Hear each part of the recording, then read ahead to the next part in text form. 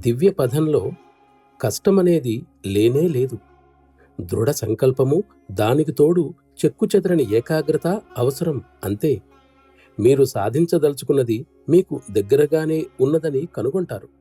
మీతోనే ఉందని కనుగొంటారు. ఇంకా చెప్పాలంటే మీరు కనుగొనాలనుకున్నది మీకు మీరే. దీనికి కావలసినది కేవలం దారిలో ఉండే కలుపు మొక్కలను, పొదలను దగ్ధం చేసే మండే హృదయం మాత్రమే. నీ ఉండవలసిన యథార్థ స్థితికి నీవు మారుతున్నావనడానికి నీ ఆవేదనే నిదర్శనం. అశాంతి దాని ముందు సూచన.